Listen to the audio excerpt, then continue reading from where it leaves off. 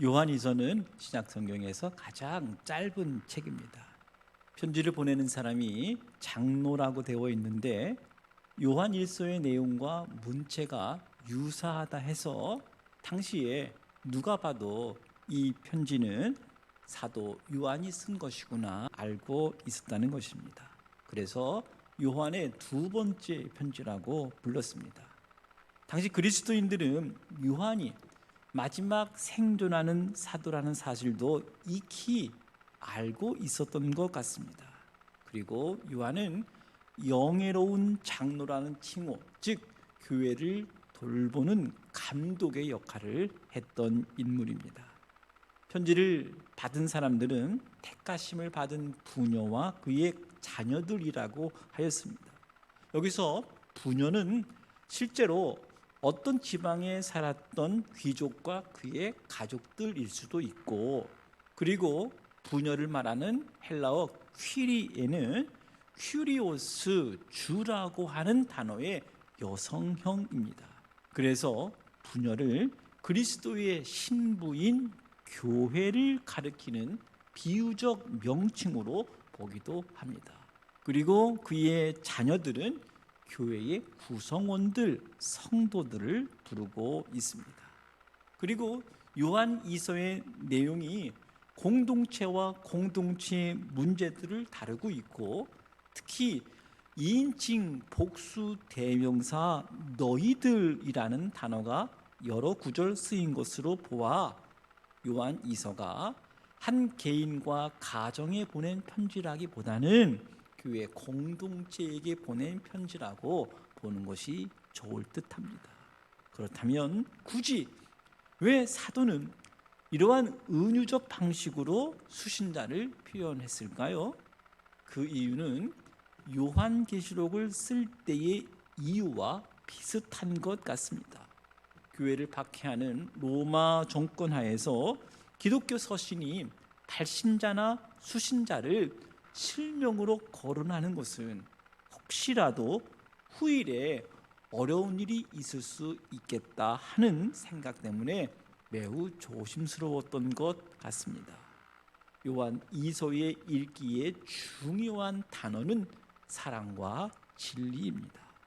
먼저 장로는 글을 열자마자 성도들을 향해서 참으로 사랑하는 자들이라고 부르고 진리를 아는 자들이라고 하였습니다. 그리고 너희 자녀들 중에서 아버지께 받은 계명대로 진리를 행하는 것을 보니 내가 심히 기쁘도다 하였습니다.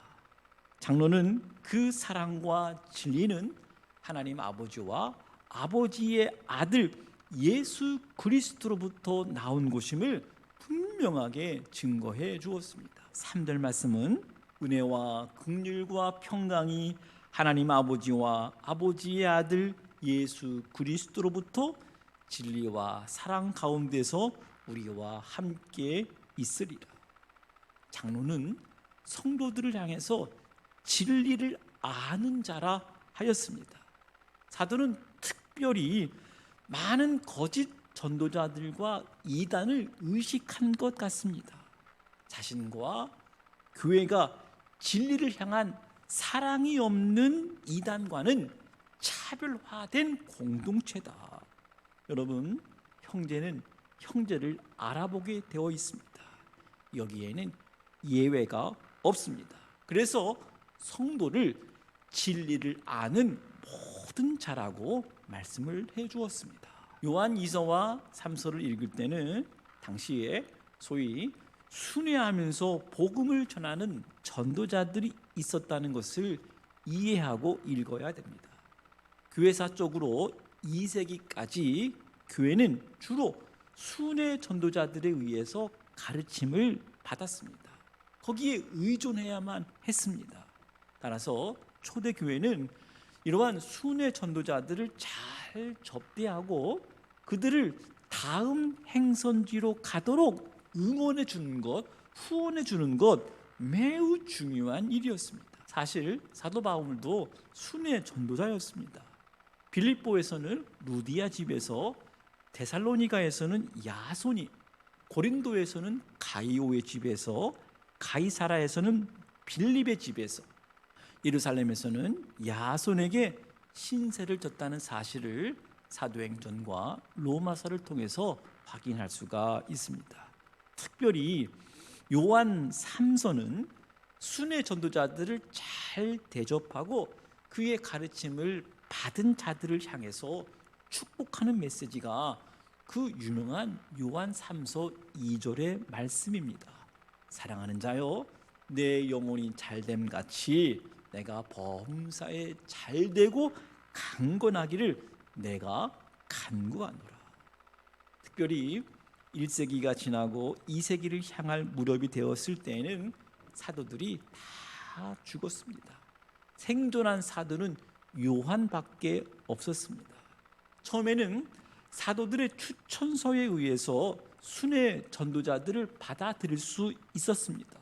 그런데 사도들이 순교하고 나서 시간이 지나면서 증명서도 요구할 수 없는 상황이 된 것입니다. 그때에 어떠한 일이 일어난 것입니까? 복음을 전한다고 돌아다니면서 교회와 성도들에게 거짓 복음을 전하는 사람들이 생겼던 것입니다. 심지어는 돈을 탈취하는 자들도 등장하기 시작했습니다. 요한 2서에서는 이들을 미혹하는 자, 적 그리스도라 하였고 그리스도의 교훈 안에 거하지 아니하는 자라 하였습니다. 사도는 다른 복음을 전하는 자들을 집에 들이지도 말라, 그리고 인사도 하지 말라고 하였습니다. 심지어 그에게 인사하는 것은 악한 일에 참여하는 것이라고 말했던 것입니다. 여러분, 이들의 핵심적인 주장이 무엇이었습니까? 7절에 보면 미혹하는 자가 세상에 많이 나왔나니 이는 예수 그리스도께서 육체로 오심을 부인하는 자라. 이 당시의 이단은 영지주의자들이었습니다. 요한 1서에서 살펴보았던 대로 종교적인 철학적인 이원론의 근거에서 예수님께서 사람으로 오신 것을 부인하는 사람들이었습니다. 두 부류로 나눌 수 있는데, 하나는 극단적인 금욕주의자들, 또 하나는 윤리적인 방탕주의자들이었습니다. 요한 2서에서도 동일하게 이들을 경계하고 진리를 사수할 것을 권면한 것입니다. 요한 2서는 이러한 위기 속에서 이단을 막아낼 수 있는 두 가지의 가르침을 전한 것입니다.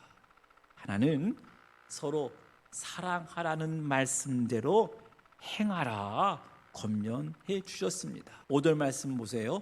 부녀여, 내가 이제 내게 구하노니 서로 사랑하자. 이는 새 계명같이 내게 쓰는 것이 아니요 처음부터 우리가 가진 것이라. 요한은 그가 사랑하자고 말하는 것은 처음부터 존재하고 있었던 것이라고 말했습니다. 여러분, 처음부터는 언제일까요? 예수님께서 이 땅에 오시는 그 순간부터였을까요? 여기서 처음부터는 하나님께서 이 세상의 모든 일을 처음에 시작하셨던 바로 그 때를 말하는 것입니다. 범죄한 아담과 하와에게 가죽 옷을 입혀주신 하나님, 소돔과 고모라의 심판 가운데서도 아브라함의 중보 기도를 들으신 하나님, 노아 홍수 이전에 120년을 기다리셨고 노아와 그의 가족들을 구원하신 하나님, 구약의 예언자들을 통해서 죄를 돌이키기만 하면 용서하실 것이라고 하는 하나님의 끝없는 사랑의 메시지, 결국 자기 백성을 죄에서, 영원한 형벌에서, 죽음에서 우리를 구원하시기 위해서 하나님께서 때가 되었을 때 자신의 아들 예수 그리스도를 이 땅에 우리를 위해서 화목 제물로 보내주신 하나님. 요한은 그 사랑을 그의 첫 번째 서신서에서 어떻게 선포합니까? 사랑은 여기 있으니 우리가 하나님을 사랑한 것이 아니요 하나님이 우리를 사랑하사 우리 죄를 속하기 위하여 화목 제물로 그 아들을 보내셨습니다. 요한은 두 번째 편지에서도 말했습니다. 요한 1서의 메시지와 똑같은 말씀이었습니다. 주 안에서 서로 사랑하는 것이 무엇인지 다시 확인시켜 주시면서 말씀합니다. 6절 말씀 보세요. 또 사랑은 이것이니 우리가 그 계명을 따라 행하는 것이요 계명은 이것이니 너희가 처음부터 들은 바와 같이 그 가운데서 행하라 하심이라. 사랑은 계명을 따라 행하는 것이라 하였습니다. 사랑은 무조건 용납하고 기다려주고 변화될 때까지 참아주는 것이지만 요한은 계명을 따라 행하는 것이라 말씀한 것입니다. 한 가지 사도 요한은 우리가 일한 것을 잃지 말라고 권면하였습니다. 8절 말씀 보세요. 너희는 스스로 삼가 우리가 일한 것을 잃지 말고 오직 온전한 상을 받으라. 사도의 노력이 헛되지 않도록 하라. 여러분, 사도가 일한 것이 무엇입니까? 진리를 전한 것입니다. 요한 2서에서 강조하고 있는 진리가 무엇일까요? 사도들이 진리라 말할 때 그것은 단순히 추상적인 개념이나 이론의 지식이 아닙니다. 물론 진리는 기독교 복음의 내용을 의미합니다. 그런데 요한이 전했던 진리는 그 자체로는 복음의 내용을 가리켰지만 그것을 넘어서 진리의 성령님, 그 성령님을 통해서 성도들 안에 내주하시는 진리 대신 예수 그리스도를 가리키는 것이었습니다. 요한복음에서는 바로 그 진리 대신 예수 그리스도에 대해서 나는 무엇이다 하는 말씀을 7번이나 비유의 말씀으로 증거해 주셨습니다. 나는 생명의 떡이다. 나는 세상의 빛이다. 나는 문이다. 나는 선한 목자다. 나는 부활이요 생명이다. 나는 길이요 진리요 생명이다. 나는 포도나무다. 요한 1서 마지막 장에서 예수 그리스도를 참된 자라고 증거해 주었습니다. 요한 1서 5장 20절 말씀, 또 아는 것은 하나님의 아들이 이르러 우리에게 지각을 주사 우리로 참된 자를 알게 하신 것과 또한 우리가 참된 자 곧 그의 아들 예수 그리스도 안에 있는 것이니 그는 참 하나님이시요 영생이시라. 요한 2서에서도 그 진리는 영원히 우리와 함께 할 진리라고 말씀을 하였습니다. 2절 말씀 보세요. 우리 안에 거하여 영원히 우리와 함께 할 진리로 말미암음이로다. 그리고 사도 요한이 pat모섬에서 머물러 있을 때에 받았던 그 계시의 글에 7교회에 나타난 예수 그리스도의 모습에 대해서 증거해 주었습니다. 예수 그리스도의 영광스러운 모습, 승리자 되신 예수 그리스도의 모습, 처음과 마지막으로 모든 인류 역사를 다 주관하시고 마침내 하나님 나라를 이루실 그 찬란한 영광을 우리가 바라볼 때 이 땅에서 고난과 박해 가운데 있는 성도들에게 영원한 위로와 소망이 되어서 끝까지 믿음을 지킬 수 있도록 우리를 격려해 주었습니다. 한 구절만 영광스러운 소망의 말씀으로 읽어드리겠습니다. 요한계시록 1장 8절 말씀, 주 하나님이 이르시되 나는 알파와 오메가라. 이제도 있고 전에도 있었고 장차 올 자요 전능한 자라 하시더라. 요한 2서의 말씀을 정리하면 성도는 진리를 아는 자라 말하였습니다. 더 나아가 사도가 강조해서 말하고 싶었던 것은 성도는 진리를 알 뿐만 아니라 그 진리를 행하는 사람이라고 말씀한 것입니다. 중요한 것은 진리를 아는 것에서 진리를 행하는 자로 나가야 한다고 말씀을 한 것입니다. 사도는 교인들이 진리 안에서 진리를 붙잡고 진리 가운데 서로 사랑하는 모습을 볼 때에 나는 심히 기쁘다고 말한 것입니다. 진리를 열심히 배우는 사람이 아니라 진리 가운데서 행하는 자를 기뻐한다 말씀한 것입니다.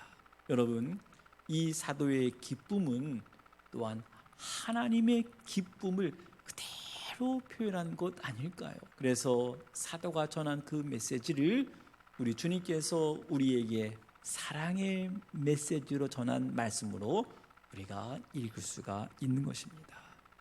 여러분, 우리가 사람을 사랑할 수 있는 근거가 무엇일까요? 우리 자신의 사랑의 동기를 생각해 보십시다. 교회는 모든 구성원들이 기질이 다르고 성격도 다르고 배경도 다르고 신분도 다 달라도 서로 사랑할 수 있는 것은 진리가 우리 안에 거하고 우리가 진리를 알고 우리가 진리 안에서 순종했기 때문입니다. 사랑과 진리는 함께 걸어갑니다. 사랑이 진리에 의해서 그리고 그 진리 때문에 사랑이 가능한 것입니다. 진리 때문에 진리 되신 예수 그리스도 때문에 그분으로 말미암아 우리는 사랑할 수가 있습니다. 사랑과 진리, 진리와 사랑이 결코 별개로 갈 수가 없습니다. 오늘날 교회에 사랑이 미약한 것을 어떻게 설명해야 될까? 그것은 우리가 진리를 모르기 때문에, 우리가 그 진리를 무시하기 때문에, 우리가 진리 되신 예수 그리스도의 말씀에 순종하지 못하기 때문에 나타난 증거 아니겠습니까? 사랑하는 성도 여러분, 신약 성경에서 가장 짧은 책 요한 2서의 말씀 안에서 진리와 사랑 안에 거하는 삶, 사랑과 진리로 형제 사랑의 행함을 실천하는 자가 되겠다고 하는 깨달음, 그리고 결단, 이번 한 주간 동안 작은 사랑의 실천 한 가지를 행할 수 있는 복된 은혜의 한 주가 되시기를 주님의 이름으로 간절히 축원합니다.